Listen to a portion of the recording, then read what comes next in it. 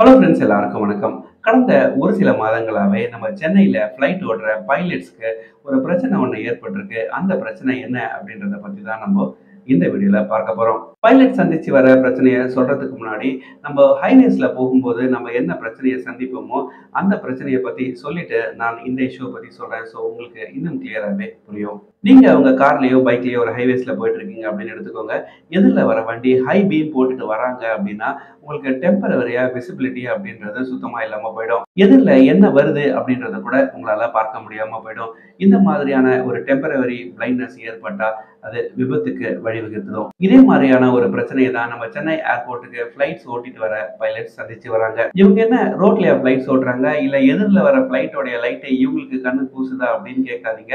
இவங்களுக்கு வேற மாரியான ஒரு பிரச்சனை இருக்கு. நம்ம சென்னை மாரியான நகரங்கள்ல வசிக்கிற மக்கள் அவங்க வீட்ல நடக்கிற ஈவென்ட்ஸ செலிப்ரேட் பண்றதுக்காக ஹை பீம் லைட்ஸ யூஸ் பண்றத நீங்க பார்த்திருப்பீங்க. நீங்க ரோட்ல போயிட்டு இருக்கும்போது பார்த்தீங்கன்னா, ஒரு ஹை பீம் லைட் வானத்த நோக்கி ப்ரொஜெக்ட் ஆறத நீங்க நெறைய வாட்டி பார்த்திருக்க வாய்ப்பு இருக்கு. இந்த ஹை பீம் லைட்ஸ் மட்டும் இல்லாம ஒரு சில இடங்கள்ல லேசர் லைட்ஸையும் பயன்படுத்தி வராங்க. இப்படி தரையில இருந்து வானத்த நோக்கி ப்ரொஜெக்ட் செய்யப்படும் இந்த லைட்ஸ்னால ஃபிளைட் ஓட்டிட்டு வர பைலட்ஸ்க்கு டெம்பரவரி பிளைண்ட்னஸ் ஆனது உருவாகுதாம். அவங்க காக்பிட்ல உட்கார்ந்துட்டு இருக்கும்போது ஒரு பவர்ஃபுல்லான லைட் அவங்க ஃபேஸ்ல அடிச்சது அப்படின்னா, அவங்களுக்கு லேண்டிங் பண்றதுல ஒரு பெரிய ஒரு பிரச்சனை ஏற்படுது. காலை நேரத்துல லேண்டிங் பண்றது அப்படின்றது எந்த ஒரு பைலட்டுக்கும் ஒரு பெரிய ஒரு பிரச்சனையா இருக்காது.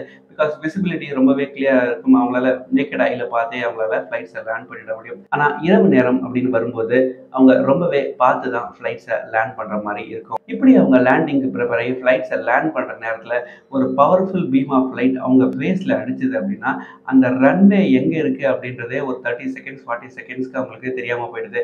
இதுவே தொடர்ந்து அந்த காக்பிட்ல இந்த லைட் அடிச்சிட்டே இருக்கும்போது, மைட் பி அவங்க அந்த ரன்வேவ மிஸ் பண்றதுக்கும் சான்சஸ் இருக்கு. நம்ம சென்னை நகர பொறுத்தவரையில கடந்த 3 மாதங்கள்ல இது மாதிரியான இன்சிடென்ட்ஸ் ஒரு 3 டைம்ஸ் ரிப்போர்ட் ஆயிருக்கு.